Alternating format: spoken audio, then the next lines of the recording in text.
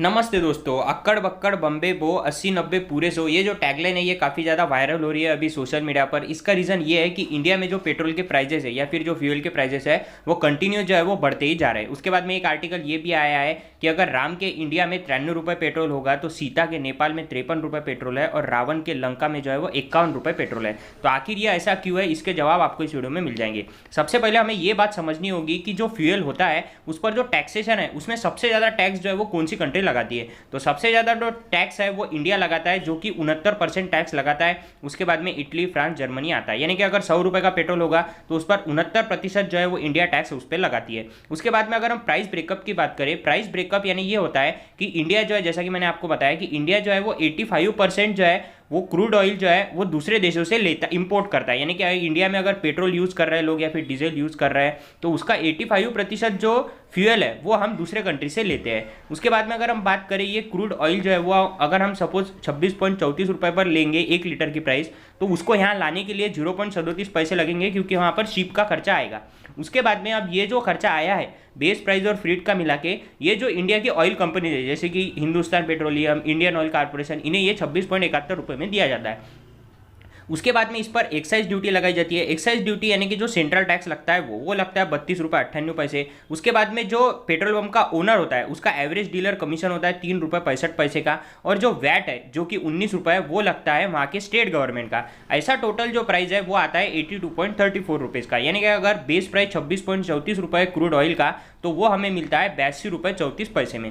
तो ये जानकारी होगी जो ब्रेकअप है पेट्रोल का उसकी। उसके बाद में अगर हम बात करें 2014 की और 2021 के फरवरी की, तो 2014 में जो सेंट्रल टैक्स लगता था वो लगता था 10 रुपये 39 पैसे और जो स्टेट टैक्स लगता था वो लगता था 11 रुपये 90 पैसे। लेकिन वर्तमान में पेट्रोल पे जो फरवरी 2021 है उसमें जो सेंट्रल का पेट्रोल पर टैक्स लगता है वो है करीबन 33 रुपये और जो स्टेट का टैक्स लगता है वो करीबन 20 रुपये लगता है। अब ऐसा हो क्यों रहा है, तो 2017 के पहले जो है वो क्रूड ऑयल की अगर कोई भी प्राइस होगी फिर भी जो इंडिया की सेंट्रल गवर्नमेंट रहती थी वो इसका प्राइस डिसाइड करती थी। लेकिन 2017 के बाद जो भी इंटरनेशनल मार्केट में क्रूड ऑयल का प्राइस होता है उस पर ही जो है वो इंडिया की जो है वो प्राइस उस पर डिसाइड होती है। उसके बाद में अगर हम बात करें तो इंडिया में सबसे ज़्यादा महंगा पेट्रोल अगर कहीं मिलता है तो वो मिलता है राजस्थान के गंगानगर में, जहाँ पर करीबन 97 रुपये 72 पैसे प्रति लीटर पेट्रोल मिलता है। अब यहाँ पर समझने वाली बात एक ये भी हो सकती है कि आखिर जो प्राइस है पेट्रोल का वो इतना बढ़ क्यों रहा है। तो जैसा कि हम जानते हैं अगर कोई भी चीज़ का कंजम्पशन जो है वो बढ़ेगा तो उसका प्राइस भी जो है वो बढ़ सकता है। उसके बाद में यहाँ पर हमें वर्ल्ड प्रोडक्शन और वर्ल्ड कंजम्पशन का एक ग्राफ जो है वो दिख रहा है, जिसमें अगर हम बात करें वर्ल्ड कंजम्पशन की तो उसका ग्राफ जो है वो हमें कहीं ना कहीं 2020 के चारवें क्वार्टर में नीचे गया हुआ दिख रहा है। लेकिन जैसे ही 2021 की शुरुआत हो रही है तो ये जो ग्राफ है ये हमें काफ़ी ज़्यादा ऊंचा भी हुआ दिख रहा है। तो कहीं ना कहीं वर्ल्ड में जो कंजम्पशन है पेट्रोल का वो काफ़ी ज़्यादा बढ़ने लगा है, यानी कि डिमांड बढ़ने लगे, इसलिए जो क्रूड ऑयल के प्राइजेस भी है वो भी काफ़ी ज़्यादा बढ़ने लगे। उसके बाद में जैसा कि मैंने आपको वीडियो के स्टार्टिंग में बताया था कि एक आर्टिकल आया था जिसमें राम के इंडिया में 93 रुपये, सीता के नेपाल में 53 रुपये और रावण के लंका में 51 रुपये पेट्रोल बिक रहा है। ये आर्टिकल काफ़ी वायरल हो रहा था। तो दरअसल हुआ ये है कि समाजवादी पार्टी के जो सांसद है विशंबर प्रसाद निषद, उन्होंने जो भारत के पेट्रोलियम मंत्री है धर्मेंद्र प्रधान, उनसे राज्यसभा में ये सवाल को पूछा। तो उन्होंने ये कहा है पेट्रोलियम मंत्री जी ने कि जिन देशों के साथ आप भारत की तुलना कर रहे हैं वहाँ पर सिर्फ कुछ लोग हैं जो कि पेट्रोल और डीजल का इस्तेमाल करते हैं, वहाँ पर केरोसिन का इस्तेमाल जो है वो सबसे ज़्यादा होता है।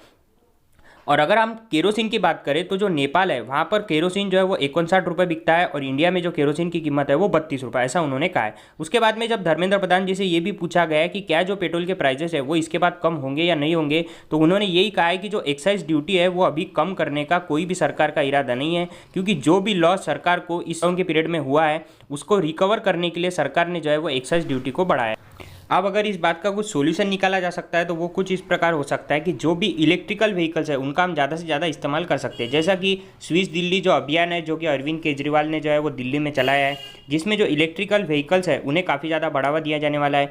या फिर जो गडकरी जी है उन्होंने धर्मेंद्र प्रधान जी के साथ में इंडिया का पहला जो है वो CNG यानी कि कॉम्प्रेस नेचुरल गैस पर आधारित जो है वो एक ट्रैक्टर जो है वो लॉन्च किया है। तो ऐसी चीज़ें करके हम जो पेट्रोल का यूज़ है वो कम कर सकते हैं और जो हमारे पास बाकी के ऑप्शन है उनका यूज़ कर सकते हैं।